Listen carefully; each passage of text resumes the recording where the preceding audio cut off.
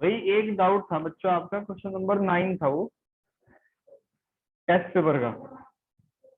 ठीक है, उसको देख लेते हैं।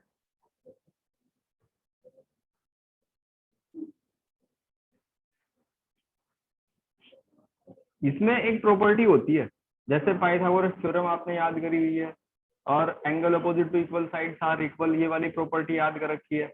ऐसे ही एक प्रॉपर्टी होती है कि अगर ये एक ट्रायंगल है और इससे आप एक मीडियन ड्रॉ करते हो, या ये यूं कहें कि एक लाइन ड्रॉ करते हो, जैसे ए से एक लाइन ड्रॉ करेंगे और वो बीसी को एम पॉइंट पे मिलेगी, और यहाँ पे यहाँ क्या होगा, B M equal to C M के हो। ठीक है, कंडीशन है, पहली कंडीशन है उसकी क्या, B M equal to C M, और दूसरी कंडीशन क्या है इसकी, B A M angle equal to C A M. अगर ये दो कंडीशन को फॉलो करती हुई कोई लाइन है, तो इसका मतलब जो एंगल होगा, एंगल ए एम बी, वो एंगल सी एम ए के बराबर होगा, और वो 90 डिग्री होगा। ठीक है ना, ये प्रॉपर्टी आपको याद रखनी है। जब भी ऐसी कंडीशन मिलेगी तो एंगल क्या हो जाएगा, ये 90 डिग्री हो जाएगा। अब इसको एबीसी को आइसोसेलेस प्रूफ करना था, तो उसके लिए क्या कंडीशन है, एक एंगल तो आ गया 90 डिग्री, और बी एम सी एम के इक्वल है, ए एम कॉमन है, तो बाय साइड एंगल साइड, ये वाला रूल लग जाएगा कॉन्ग्रुएंसी का, और दोनों ट्रायंगल एक दूसरे के क्या हो जाएंगे, कॉन्ग्रुएंट हो जाएंगे। कॉन्ग्रुएंट होते ही ए बी इक्वल्स टू ए सी, और जब ए बी ए सी के बराबर है तो इसका मतलब ट्रायंगल ए बी सी एक आइसोसेलेस ट्रायंगल है। A B C is an isosceles triangle. देखो बात समझ आई क्या?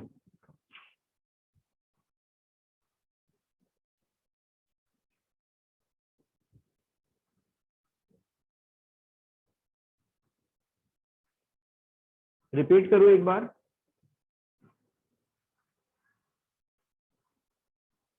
क्वेश्चन नंबर 9 था टेस्ट पेपर का, देख लेना, कॉपी में अलग से नोट कर लेना। उसको प्रूफ करने में ये कंडीशन है, और ये प्रॉपर्टी कहाँ से आई, आप इसको प्रैक्टिकली प्रूफ कर सकते हो। ठीक है, आप एक ट्रायंगल बनाओ, एक लाइन ड्रॉ करो जो मिड पॉइंट से जाए इसके, यानी कि बाइसेक्टर से जाए, फिर उसको ऊपर मिला दो, तो आप देखोगे कि वो बाइसेक्ट करेगी अगर ट्रायंगल आइसोसेलेस होगी तो।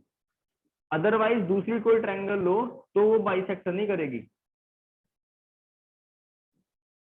ठीक है ना, मान लो आपने स्केलर ट्रायंगल ली, ये स्केलर ट्रायंगल है, तो यहाँ ये इसका मिड पॉइंट मान लिया, तो ये जो ऊपर जाके मिलेगी वो सही सही जगह पे मैच नहीं करेगी, यानी कि बाइसेक्टर वाली कंडीशन नहीं फॉलो होगी। या इसका दूसरा सोचो आप, कि मान लो एक ट्रायंगल बनाई, और ए एंगल है आपका 60 डिग्री का, तो 30 डिग्री पे जो लाइन होगी वो अपोजिट साइड को बाइसेक्टर नहीं करेगी। ठीक है, तब तक नहीं करेगी जब तक वो ट्रायंगल आइसोसेलेस ना हो जाए। तो ट्रायंगल को आइसोसेलेस होना पड़ेगा इस चीज को प्रूव करने के लिए।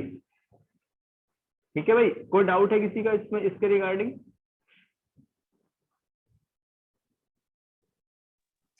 No sir. ठीक है, अब इसके कुछ क्वेश्चन देखो। कुछ तो हमने कल डिस्कस करे थे एरिया ऑफ ट्रायंगल तक, अब लास्ट वाले पे कॉन्सेंट्रेट करते हैं। टोटल इसमें 130 क्वेश्चन है। सबसे पहले लास्ट वाले सेक्शन को ही टारगेट करते हैं इसके, इस पेज पे मोस्टली। बाकी इससे पहले कि अगर आपने 105 तक किसी का कोई भी डाउट हो तो आप पहले उनको पूछ लो।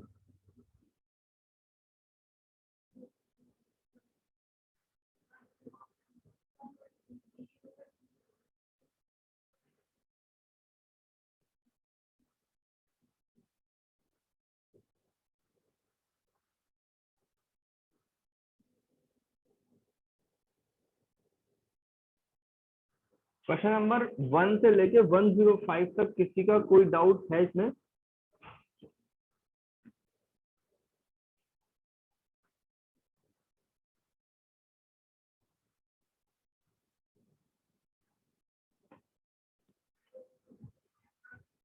कुणाल, खुशी, विनय, जयंत भाई, अगर रेगुलर इंप्रूवमेंट करते रहोगे ना, पॉलिश करते रहोगे, तो उन बच्चों से आगे निकल जाओगे जो फरवरी के बाद जिन्हें लगता है कि उनको ज्ञान प्राप्त हो गया, वो पीछे उनके चक्कर चलना स्टार्ट हो गया। जैसे देखा होगा ना आपने, धार्मिक जो सीरियल वगैरह होते हैं, जिनको लगता है कि बस फरवरी के में आके ज्ञान पूरा, नॉलेज पूरी सारी इंद्री जागृत होगी, अब पढ़ना छोड़ दो। बहुत सारे बच्चे हैं ऐसे जो इरेगुलरिटी दिखा दी, सारा पढ़ा पढ़ा है, जो 8-10 महीने की मेहनत है वो बेकार है। और अगर रेगुलर अपने आप को पॉलिश करते रहोगे, शार्प करते रहोगे, डेली रूटीन सही से फॉलो करोगे सिस्टमेटिक तरीके से, तो आपको बहुत ही ज्यादा अच्छा रिजल्ट मिलेगा।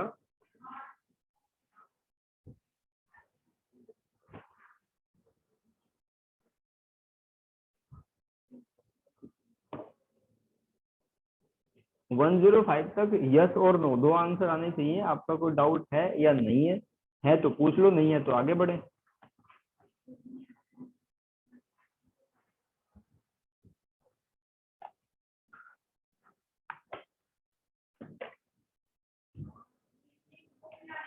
अगर आपको ऐसे दिक्कत हो तो आप इनके प्रिंट भी निकलवा के रख सकते हो अपने पास,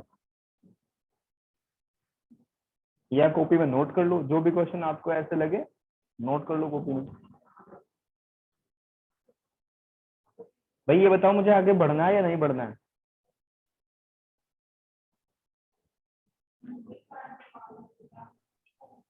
यस सर। देखो 105 से आगे बढ़ते हैं। मैं मान लेता हूँ कि इससे पहले आपने सारे कंप्लीट कर लिए, सब कुछ सारे क्वेश्चन की अच्छे से प्रैक्टिस कर ली, मैं ये मान लेता हूँ। और अगर ये मानी हुई बात गलत है तो इसका आपका रिजल्ट आपको दिखा देगा। ये चीटिंग, ये जो आप अपने साथ में कर रहे हो वो चीजें आपको सामने आ जाएंगी। बस ये है जो मैंने मान लिया, इसको ये बात सही ही होनी चाहिए, आपने सारे कर ही लिए हो। क्वेश्चन नंबर 106 से स्टार्ट करते हैं आज के सेशन की। Find the value of k if the point are collinear. Collinear वाली कंडीशन है एरिया ऑफ ट्रायंगल के हिसाब से। k की वैल्यू बताओ, फिर आगे बढ़ेंगे। एरिया ऑफ ट्रायंगल का फॉर्मूला होता है 1/2x1 y2 minus y3 plus x2 y3 minus y1 plus x3 y1 minus y2।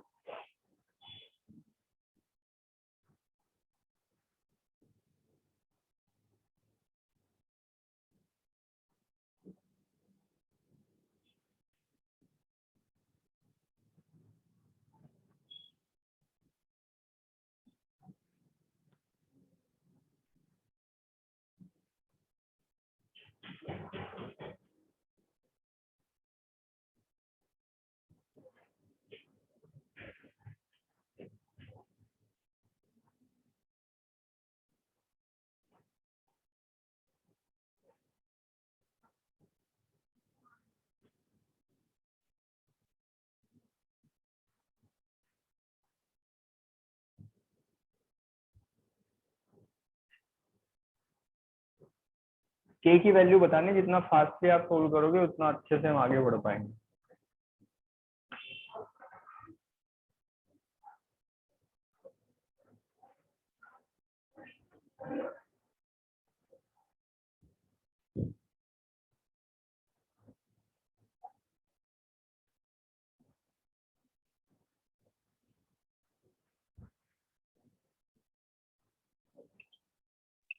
Sir -1। -1। और किसी बच्चे ने करा भाई? Question number 106। देवी, इसका आंसर -1 गलत है। एक बार रीचेक कर लो अपने प्रोसीजर को।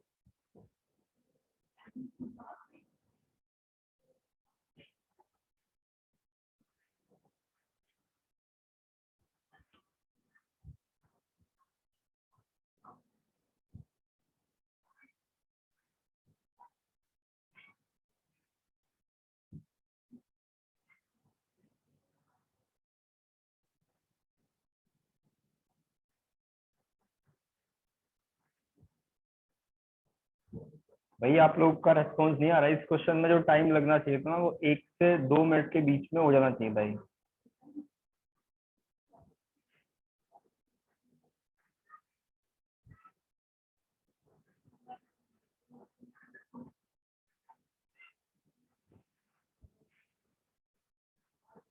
आपका अगर गलत कुछ भी आंसर आया हो तो आप बताओ, मैं करेक्ट करूंगा कहाँ पे क्या गलती करी है, क्या सुधार करना है उसमें।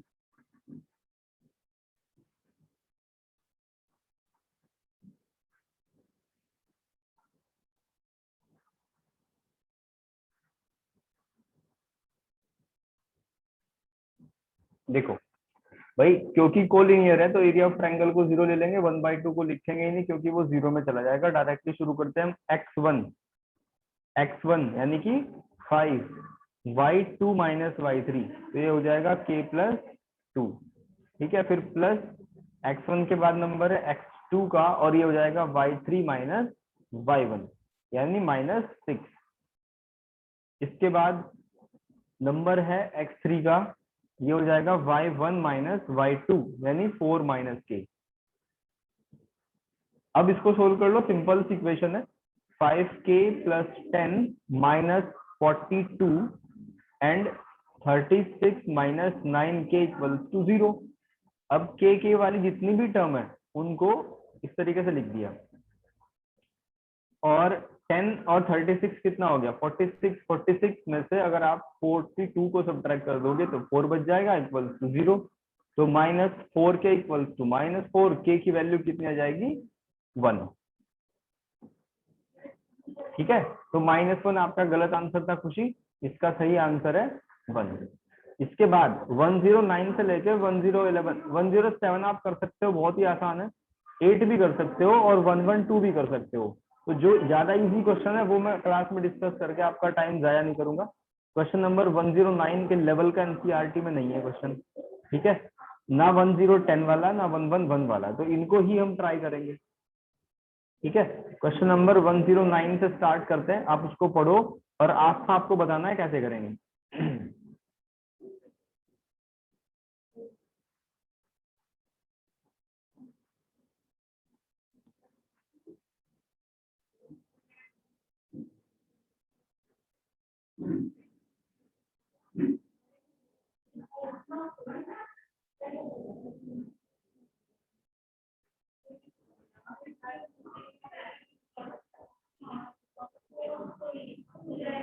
इफ ये जो पॉइंट है lies on the line segment joining the point, find the value of m। कैसे करेंगे इसको भाई, सबको आवाज आ रही है मेरी? Yes sir. Yes, sir. ठीक है, बताओ 109 कैसे करेंगे।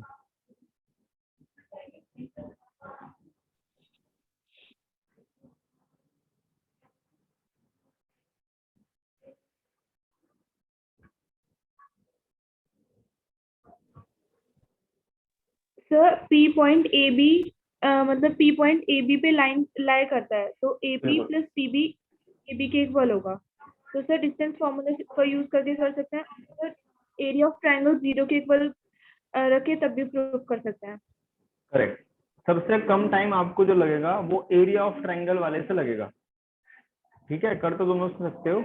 इसका मतलब ये है क्वेश्चन का कि पी पॉइंट जो है वो ए और बी लाइन पे है। तो लाइन पे का मतलब क्या है समझो, अभी तो करा हमने कोलिनियर वाला क्वेश्चन।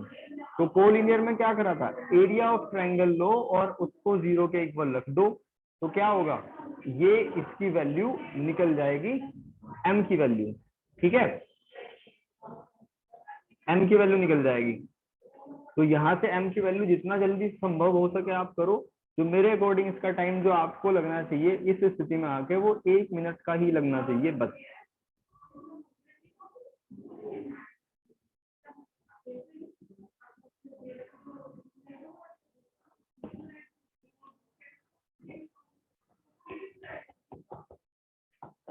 तो -4। -4 बिल्कुल सही आंसर है, -4। आगे बढ़ो। X Y is a point on the line segment joining the point P A B Q B A then through that. तो इसको क्या करोगे, इसको भी सेम प्रोसीजर से करोगे, क्योंकि कोलिनियर वाली बात से एरिया ऑफ ट्रायंगल को 0 ले लेंगे और ये आराम से प्रूफ हो जाएगा। फिर 111 इफ द पॉइंट 3 पॉइंट दे रखे हैं वो भी कोलिनियर है, तो इसका मतलब एरिया ऑफ ट्रायंगल को 0 के इक्वल प्रूफ कर देंगे, Q M equal to P N हो जाएगा। तो ये तीनों क्वेश्चन हो गए आपके।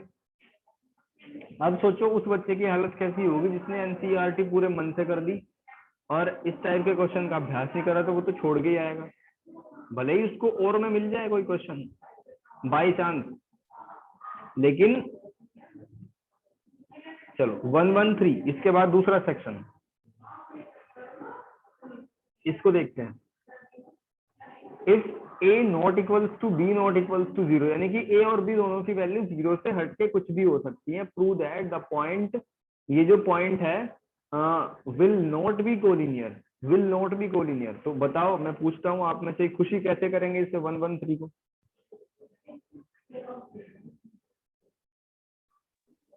सर इसे ट्राइंगल के फॉर्मूले में रख के पॉइंट्स को इक्वल 0 करके प्रूव कर देंगे सर। देखो, इसको एरिया ऑफ ट्रायंगल के फॉर्मूले में तो रख देंगे, अगर वो सोल्व करके नॉट इक्वल्स टू 0 आएगा, ठीक है, अगर वो 0 आ गया तो वो नहीं करना हमें, वो तो गलत हो जाएगा। हमें नॉट कोलिनियर प्रूफ करना है, यानी कि वो पहले ही नॉट इक्वल्स टू 0 लेके चलना है, ठीक है। उसको सोल्व करके ऐसा नहीं आएगा जैसे a plus B minus A minus B cancel करके 0, उसमें a और b वाली टर्म रहेंगी रहेंगी, इसका मतलब वो नॉट इक्वल्स टू 0 आ जाएगा। 114, if the point a b and c are collinear, ये तो हो जाएगा उसी पैटर्न पे प्रीवियस से ही। from that the area of triangle are vertices independent of t, ठीक है। तो इसका जब एरिया ऑफ ट्रायंगल आप निकालोगे तो उसमें t नहीं होगा। क्वेश्चन का मतलब ये है कि इसमें ये जो इसका एरिया आएगा वो t से फ्री आएगा, ठीक है ना। तो इसका एरिया फाइंड करके बताओ मुझे क्या है, क्या वो सही में टी से फ्री है या नहीं।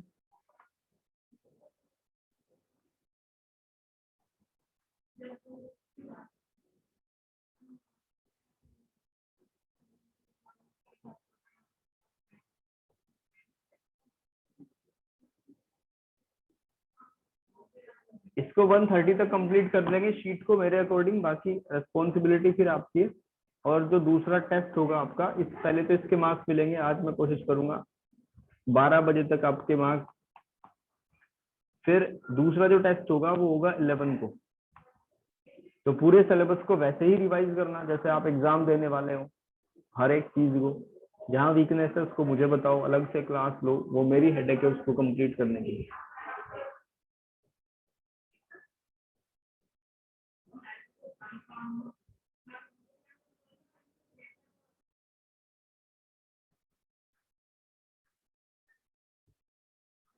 इसमें क्वेश्चन में 2 मिनट का टाइम है, 2 से 3 मिनट के बीच में आपसे हो जाना चाहिए, क्योंकि डी वाली टर्म है उनको सोल्व करने में टाइम लगता है। और अगर मैं डिक्टेट कर रहा हूँ, किसी बच्चों को ऐसा लग रहा है कि मेरे से नहीं हो पाएगा, तो वो पूछने की जिम्मेदारी आपकी है, उसको फिर मैं एक्सप्लेन करूंगा।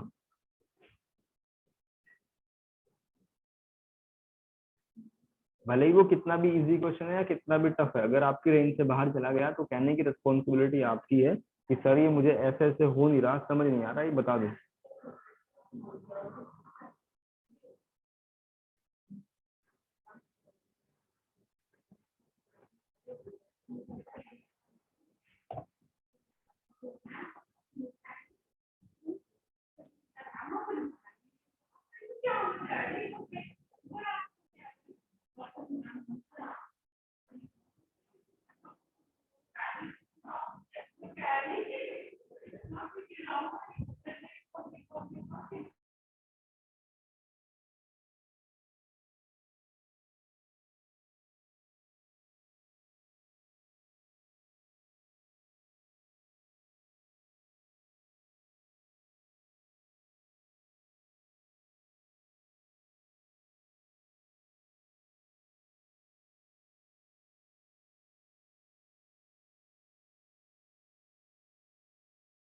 सर 4 आया है।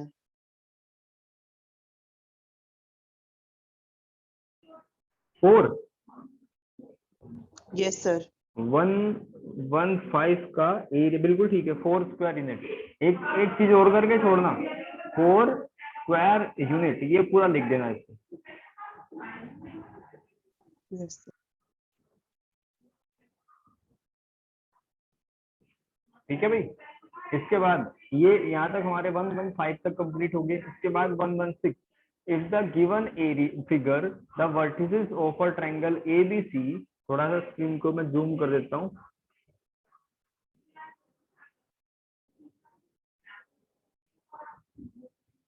देखो, in the given figure the vertices of triangle ABC, a line DE is drawn intersect to the side AB and AC at point D and E. तो क्या दिया हुआ है आपको, एक ट्रायंगल दे रखी है, डी पॉइंट ए बी को इंटरसेक्ट कर रहा है, ई पॉइंट ए सी को इंटरसेक्ट कर रहा है, और ए डी और ए बी का रेशियो, ए डी और ए बी का रेशियो यहाँ दिया हुआ है, ए डी का रेशियो 1 और ए बी का 3 है तो ये हो जाएगा 2, ए ई का रेशियो 1 और अगर ए सी का 3 है तो ये हो जाएगा 2। तो क्या आप डी और ई का कोऑर्डिनेट निकाल सकते हो? किसी बच्चे को समझ ना आया हो यहाँ से डी और ई कैसे निकालेंगे तो आप पूछ लेना, और जिसको समझ आ गया वो भी बता दो कि सर ऐसे होगा।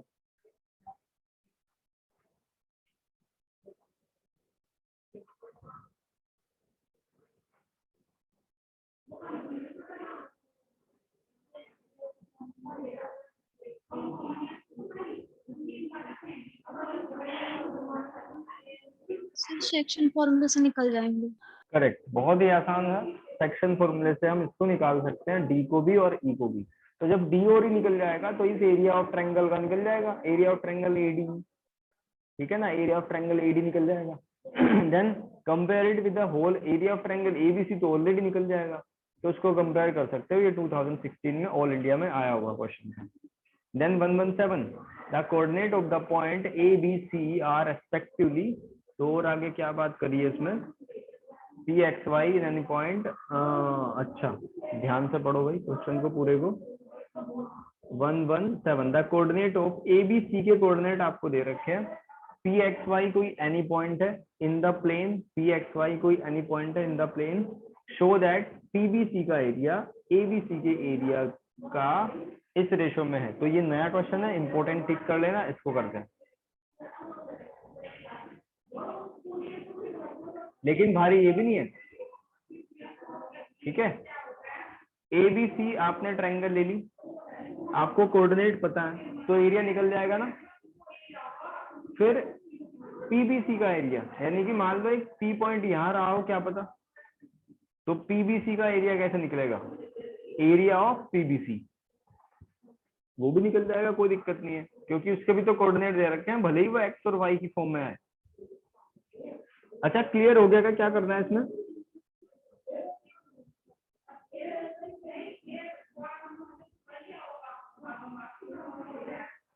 कॉन्सेप्ट क्लियर हो गया ना, कोई कंफ्यूजन तो नहीं इसमें? भाई ए बी सी के कोऑर्डिनेट आपको दिए हुए हैं सब कुछ, तो एरिया ऑफ ट्रायंगल के फॉर्मूले से निकल जाएगा, और पी पॉइंट एक बाहर है कोई, तो हमने उसको ज्वाइन करके ट्रायंगल को क्रिएट कर दिया, तो पीबीसी का एरिया भी निकल जाएगा एक्स वाई की फॉर्म में। अब आपको क्या करना है, एरिया ऑफ ट्रायंगल पीबीसी बताओ मुझे, बाकी आप सब कर सकते हो। पीबीसी का एरिया बताओ क्या होगा। विनय सही समझ आ रहा है भाई? जी भैया। ठीक है, पीबीसी का एरिया बताओ मुझे सोल्व करके, एक्स वाई के टर्म में आएगा।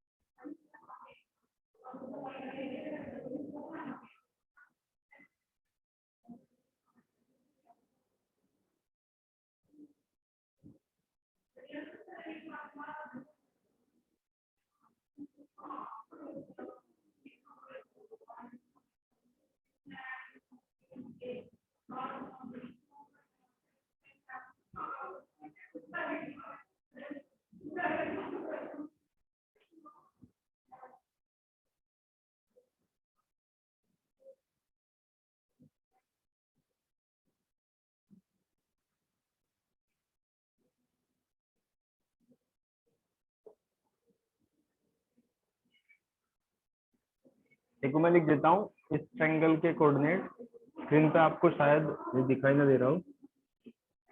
इसके कोऑर्डिनेट हैं 6 3 माइनस 3 5, 6 3 माइनस 3 और 5, 6 3 minus 3 5 and 4 minus 2, 4 minus 2, 4 minus 2, ABC, और ये पी पॉइंट है एक्स वाई, तो आपको पीबीसी का एरिया मुझे निकाल के बताना है। और ये मोड किस लिए लगा हुआ है? ये इसलिए लगा है क्योंकि एरिया कभी भी नेगेटिव में नहीं होता, एरिया ऑलवेज नॉन नेगेटिव होता है। एरिया का मतलब यही है, मान लो आपने हथेली कवर करी, हथेली मेज पे रख दी, ठीक है, तो कुछ ना कुछ एरिया तो कवर करेगी करेगी, नेगेटिव में थोड़ा ही हो जाएगा।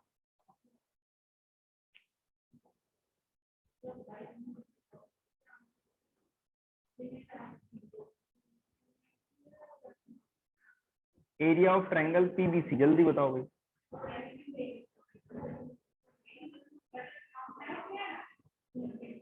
प्रिंस, कोई दिक्कत तो नहीं आ रही?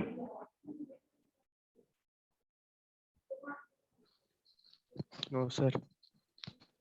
अगर क्वेश्चन को करने में आपको टाइम ज्यादा लग रहा हो ना, तो प्रैक्टिस बढ़ाओ उसकी, कई कई बार क्वेश्चन को ट्राई करो। कुछ बच्चे रह जाते होंगे, कुछ जल्दी आंसर आ गया किसी का, 1 या 2 मिनट से ज्यादा टाइम लग रहा है, तो उसका कारण जानो, और यही कारण है कि प्रैक्टिस में कमी है। किसी भी काम को हम सही से तब तक नहीं कर पाते जब तक हमने उसकी कई बार से प्रैक्टिस ना करी हो। जो आपने देखा होगा ना, जो टीवी में इंडियन आइडल वगैरह चलते हैं या जो भी रियलिटी शो होते हैं, तो सिंगर अपनी 4 मिनट की परफॉर्मेंस के लिए कई कई सालों मेहनत करते हैं। सारे गामा पाधानीसा में अपना गला फाड़ देते हैं, वो करते करते उनकी प्रैक्टिस करते करते, और हमें तो बड़ा मजा आता है कि 4 मिनट में वाह बहुत बढ़िया, लेकिन उनके पीछे बहुत मेहनत है। जो एक एथलीट होता है ना, 2 मिनट की रेस के लिए 20-20 साल लगा देते हैं वो प्रैक्टिस में, कि कब हम ओलंपिक खेलेंगे, कब टाइम मिलेगा हमें, कब हम अपने सामर्थ्य, अपनी क्षमता दिखाएंगे।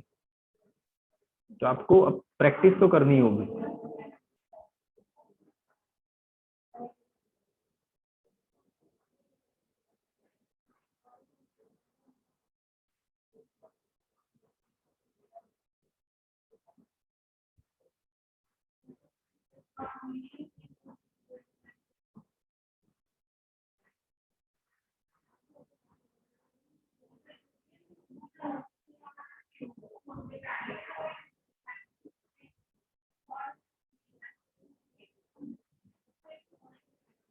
किसी का आइडिया नहीं है भाई अब तक?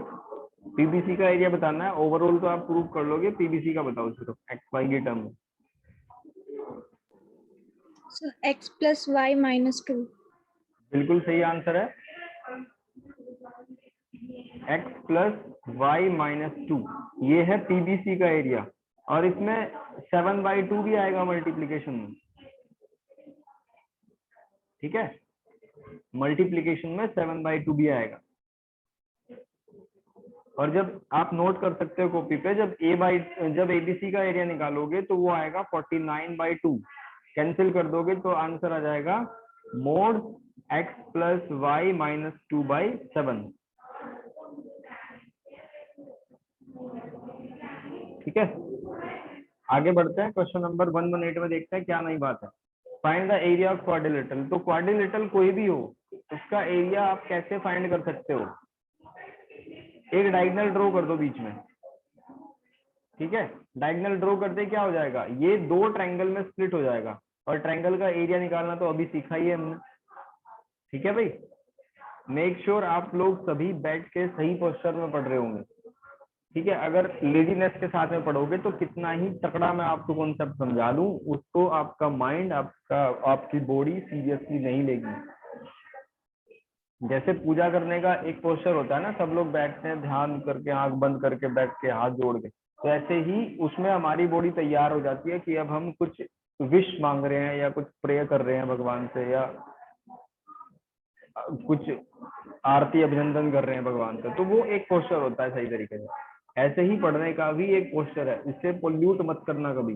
कभी फोन लेके आप लेट जाओ, बहुत सारे बच्चे थे ऐसे, एक लड़की थी 9th क्लास में, मैं उसका एग्जांपल आपको देता हूँ। कई बार ऐसा होता था कि उसको पता नहीं लगता था उसकी वीडियो चालू, और उसमें पोस्टर ऐसे रहते थे उसके कि मैंने कभी उसको बैठे नहीं देखा। और क्लास में इतनी भयंकर इरेगुलरिटी थी, डेली लेट, और मैंने कम से कम इतना किसी स्टूडेंट को कॉल नहीं करी जितनी उसको कॉल करी है। लगभग मैंने 100 से 200 बार उसके यहाँ कॉल करी है। फ्रिक्वेंटली होता था, हर हफ्ते में उसके पापा तो आर्मी में, मम्मा से बात करता था उसकी कि ऐसा ऐसी स्थिति है, थोड़ा सिंसियर स्थिति, पता नहीं क्या थी, मतलब हर एक तरीके से इनडिसिप्लिन था। कभी सो के नहीं उठती थी, कभी कुछ कभी कुछ, कभी मंदिर जाना है। भाई मंदिर पूजा ये सारी बातें बाद में होती है, विद्यार्थी की पूजा प्राइज है। मान लो आप ध्यान कर रहे हो 4-4 5-5 घंटे, उसका नहीं फायदा है जब तक आप अपने काम में सही तरीके से आप सामर्थ्य नहीं दिखाओगे। उसका रिजल्ट क्या है? अगर रिजल्ट खराब है उसको 9th दोबारा करनी पड़ेगी। वैसे स्कूल हो सकता है दूसरा पेपर का चांस दिया है, पास कर दे, लेकिन क्या फायदा। और पूरा का पूरा यही था भाई, डिसिप्लिन अगर आप स्किप करोगे ना, ये स्टूडेंट है और ये सक्सेस है। बीच में डिसिप्लिन नाम का डी है, जब अगर आप इसको स्किप कर दोगे तो नहीं पहुंच पाओगे आप अपनी कॉलोनी में, अपने मोहल्ले में, अपनी रिश्तेदारी में जितने भी एग्जाम्पल ले लो, जिस जिस बच्चे ने अच्छा करा है वो डिसिप्लिन के बेस पे ही करा है, कहीं ना कहीं डिसिप्लिन रहा है। तो सही तरीके से सही पोस्चर में बैठ के क्लास लो और अपने आप से पूछो क्लास बंद होने के बाद कि हमने आज क्या नई चीज सीखी है, क्या हमें कल पूछना है, कहाँ पे हमारी वीकनेस है, हम क्यों ट्यूशन पढ़ रहे हैं, क्या हमारे पेरेंट्स की हमसे एक्सपेक्टेशन है और क्या हम उसके अकॉर्डिंग काम कर रहे हैं। क्योंकि आपके पेरेंट्स आपके एक्सपेक्टेशन के अकॉर्डिंग दिन रात मेहनत करते हैं, इस चीज को ध्यान रखना। दिन रात उनका दिमाग सोचने में है आपके भविष्य के बारे में। तो आप क्यों ना अपनी रिस्पॉन्सिबिलिटी को समझें, और अल्टीमेटली फायदा आप ही का है। 118 हो जाएगा, मैंने तरीका बता दिया। 119 में भी आपको वही काम करना है, 120 में भी वही करना है, और 121 में भी वही है। फाइंड द वैल्यू ऑफ के, अगर एरिया ऑफ ट्रायंगल, ये भी ऐसे ही है, कोई दिक्कत नहीं। एरिया ऑफ ट्रायंगल का जिसको फॉर्मूला लगाना आता है वो कर देगा इसको। 123 फाइंड द वैल्यू ऑफ के that area of triangle with vertices, with vertices, ये भी ऐसे ही हो जाएगा। एरिया ऑफ ट्रायंगल कोलिनियर की जगह अब आपने 6 ले लो, उसको ए की वैल्यू निकल जाएगी। 124 भी हो जाएगा। 125 को एक बार पढ़ते हैं, चलो। A B and C are vertices of triangle ABC and AD is its median. ठीक है, एडी उसका क्या है, एक मीडियन है। तो prove that the median AD divide the triangle into 2 triangle of equal area. ठीक है, इसका मैं डायग्राम थोड़ा बना के आपको चीजें क्लियर कर देता हूँ। मान लो ये एक ट्रायंगल है और ट्रायंगल का नाम है एबीसी। मीडियन की क्या स्थिति है? मीडियन ए से डी पे आया, मीडियन ए से डी पे आया, यानी एडी एक मीडियन है। तो ए है 4 - 6, बी है 3 - 2 और सी है 5 और 2। डी क्या है? डी एक पॉइंट है मीडियन। मीडियन का मतलब डी के कोऑर्डिनेट क्या होंगे, चलो बताओ। What is the coordinate of point D?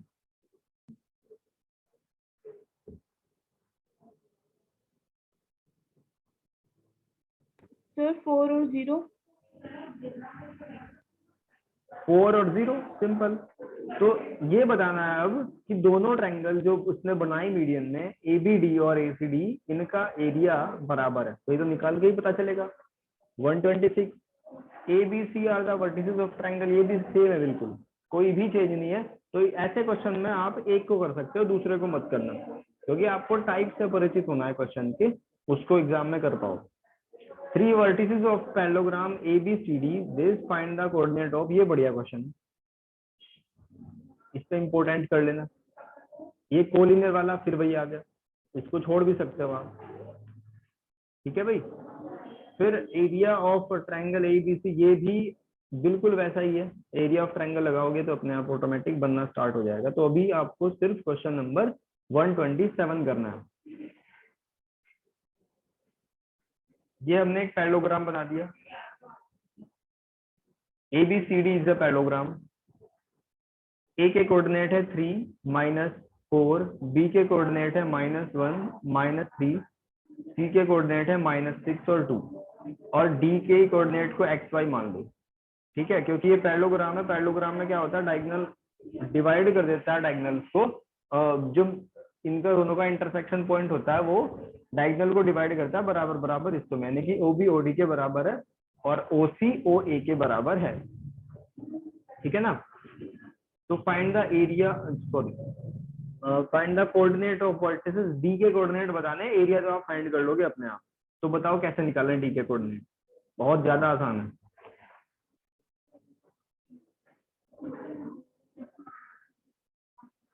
Idea बताओ किसी बच्चे को आया कैसे स्टेप्स करना है?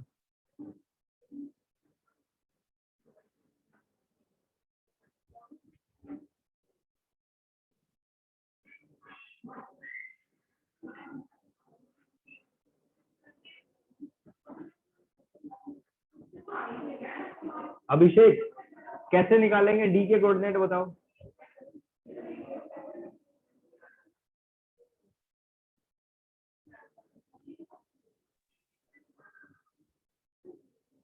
पेरेंट्स की बहुत उम्मीद है आप लोगों से।